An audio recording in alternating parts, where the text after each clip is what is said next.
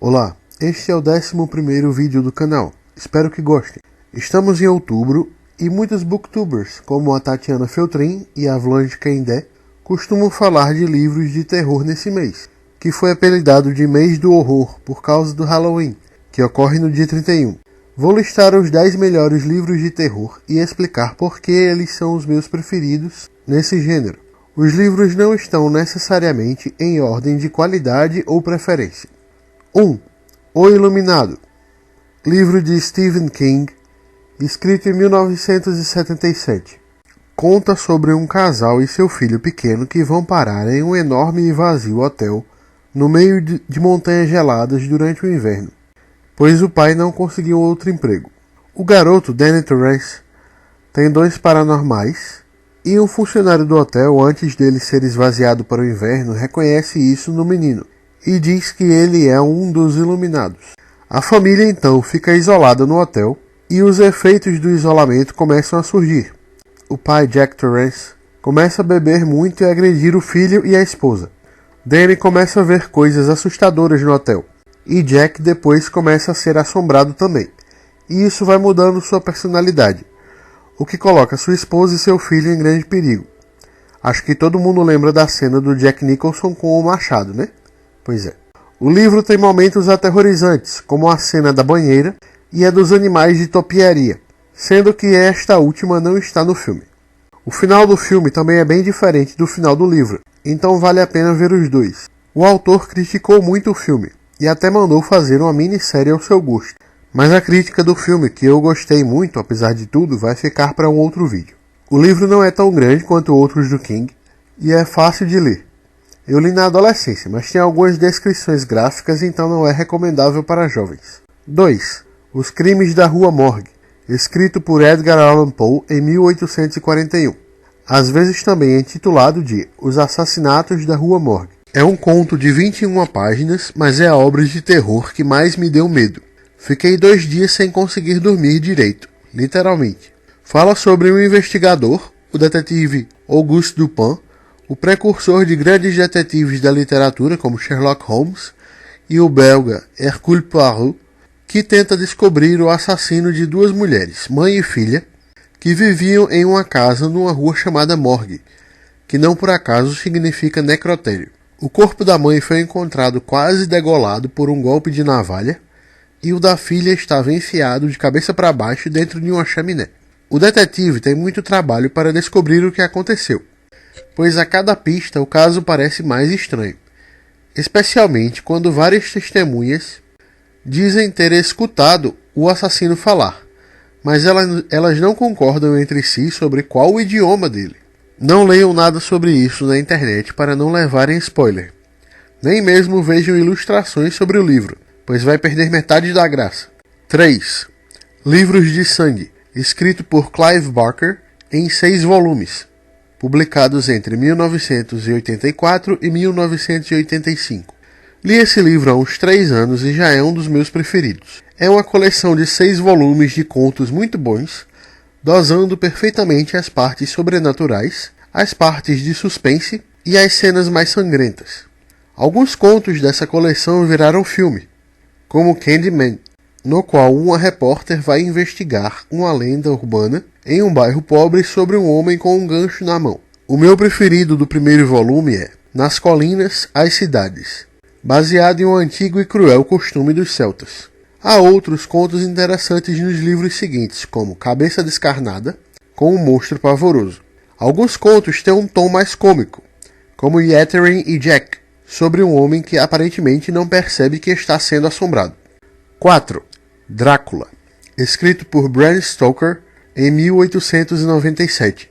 É um romance epistolar, ou seja, um enredo é contado por cartas, matérias de jornal e por um diário de bordo, sobre um advogado que vai prestar serviço para um conde na Romênia e percebe que ele não é uma pessoa muito normal. E depois, quando a ação volta para a Inglaterra, sua noiva, Mina Harker, passa a ser influenciada por vampiros e eles precisam buscar a ajuda de um erudito caçador de vampiros, Abraham Van Helsing. O vampiro e suas noivas fazem várias coisas bizarras durante o livro, o que dá uma sensação estranha e aterrorizante em várias cenas, onde Drácula anda pelas paredes, manipula sombras e faz outras bizarrices. E também aparecem vários efeitos estranhos da sua influência sobre Mina Harker e outras vítimas. O final parece um pouco apressado e sem graça, comparado com várias ótimas cenas de suspense e terror no resto do livro. Recentemente descobri que existe um final mais complexo, contando o que aconteceu com o castelo, mas infelizmente não entrou na edição final do livro. Esse livro iniciou aquele clichê do forasteiro chegando em uma vila, em um país estranho, e sendo alertado sobre lendas de um monstro que ataca pessoas do local. O próprio personagem principal, que foi inspirado em Vlad Tepes Dracul, o Empalador, voivoda da Valáquia, foi representado em muitas dezenas de filmes, alguns tentando ser fiéis ao livro. Outros eram comédias escrachadas, e o Nosferatu de 1922, que é na verdade uma adaptação não autorizada, quase um plágio bem disfarçado, mas ainda assim muito bom. Mas novamente esse vídeo não é sobre os filmes. 5. O Exorcista, escrito por William Peter Blatty em 1971. Também li esse livro quando era muito novo, mas crianças não façam isso em casa. O enredo é sobre uma menina que começa a ter comportamentos muito estranhos, como urinar na sala de estar na frente de várias visitas, comer insetos, etc. A mãe da menina acaba chamando um exorcista, que é atacado por um demônio. É um dos poucos livros de terror que dá realmente muito medo, especialmente na cena do estábulo, por isso está nessa lista. Teve uma adaptação cinematográfica muito famosa em 1973. Repleto de lendas urbanas sobre atores e técnicos que morreram durante ou pouco depois da gravação. A maior parte dessas lendas são invenções, pois, por exemplo, o exorcista do título é interpretado pelo Max von Sydow, que interpretou o Corvo de Três Olhos em Game of Thrones meses atrás, e está bem vivo. O padre, interpretado por ele, também é um arqueólogo, pois o livro e o filme explicam a origem desse demônio que possui a menina, como uma criatura da mitologia da Mesopotâmia. 6. Guerra Mundial Z, escrito em 2006 por Max Brooks. É o segundo livro mais recente da lista, e o único sobre zumbis. Existem alguns bons filmes sobre zumbis, mas na literatura isso é muito mais raro. O livro tem o formato de uma série de entrevistas. É quase uma versão moderna dos romances epistolares que eu já citei. Cobre todo o período desde o surgimento da epidemia que criou os zumbis até o final do conflito armado, em que vários países se juntaram para tentar exterminar todos os zumbis. O livro dá alguns detalhes sobre a doença que criou os zumbis e fala muito sobre as mudanças culturais e geopolíticas causadas pela epidemia, de forma muito interessante.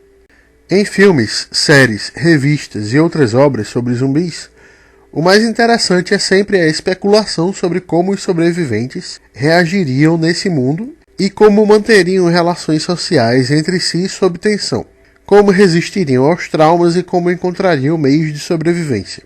Os zumbis são apenas uma desculpa para mostrar tudo isso. Teve uma adaptação cinematográfica que não faz jus ao livro, pois colocaram Brad Pitt como protagonista de todas as fases do enredo e o ritmo é frenético demais, com os zumbis correndo e se empilhando de repente por todo canto. 7. Caixa de Pássaros, escrito por Josh Malerman em 2015. É o primeiro livro escrito por esse autor, o que torna ainda mais impressionante o fato dele ter conseguido escrever algo tão sensacional. E é o livro mais recente dessa lista. O enredo segue uma mulher chamada Mallory, que mora com a irmã e acaba de descobrir que está grávida quando começam a surgir notícias sobre crimes e suicídios bizarros por todo lugar. A partir daí, o livro segue duas linhas temporais, quase sempre com capítulos alternados. Uma na qual a Mallory está com seus dois filhos remando por um rio em busca de um lugar seguro, e a outra que segue o que aconteceu com ela a partir do momento em que as notícias sobre os suicídios começaram a ficar mais sérias, até que ela vai para uma casa cheia de sobreviventes desconhecidos.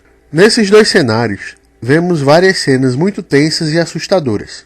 As relações vão se deteriorando e a gente imagina o tempo todo o que de pior pode vir pela frente. Além de, claro, ficar criando hipóteses sobre o que está causando tudo isso. Se animais são afetados, se pessoas loucas são afetadas, e depois de alguns capítulos, boa parte disso é respondida. O livro tem duas coisas que eu geralmente detesto: narrativa não linear e final em aberto. A narrativa desse livro é fácil de entender e não deixa o leitor perdido, pois existem basicamente apenas dois cenários. O final em aberto irritou muitos leitores, mas eu entendi perfeitamente por que o autor fez isso. Afinal, acompanhamos a história toda do ponto de vista da Mallory, apesar de ter um narrador em terceira pessoa. Então só podemos saber o que a Mallory sabe. Talvez por isso o livro deveria ter uma continuação. 8. O Vampiro Lestat. Escrito por Anne Rice em 1985. É a história do vampiro que transformou o Louis, do livro Entrevista com o Vampiro. Os dois aparecem em outros livros da série, como Entrevista com o Vampiro, que foi adaptado em um ótimo filme dos anos 90, e A Rainha dos Condenados, cuja adaptação já não foi tão boa. O livro conta detalhes sobre o período histórico em que Lestat ainda era vivo, e descreve muito bem como poderia ser o processo de transformação. Em termos de fisiologia, dá a sensação de ter os sentidos mais aguçados e como ele começou a usar os poderes, e acabou degenerando para um predador que despreza tanto suas presas. Também apareceram vários outros personagens importantes para os outros dois livros já citados nessa série. O final, após ele ficar um tempo em torpor, é meio ridículo, mas mesmo assim o livro vale a pena. A obra de Anne Rice influenciou muito o cenário e o sistema de Vampiro à Máscara, um dos jogos de RPG mais conhecidos do mundo. 9. O Gato Preto. Escrito por Edgar Allan Poe em 1843. O livro fala sobre um homem que tem um gato preto e acaba fazendo uma maldade com ele e depois se sente assombrado pelo gato. O conto é curto e falar mais do que isso seria dar spoiler também, mas existe um pouco desse enredo em Cemitério Maldito, de Stephen King. 10. Therese Raquin, ou Thérèse Raquin, no original. Escrito por Émile Zola em 1867. Dois amantes matam uma pessoa e depois se sentem assombrados por ela. E tudo se complica por outros conflitos familiares e econômicos. O livro é bem agoniante. O leitor consegue sentir na pele o terror sofrido pelos protagonistas. Agora eu vou falar sobre algumas menções honrosas. Afinal, não dá para falar só sobre 10 livros, né?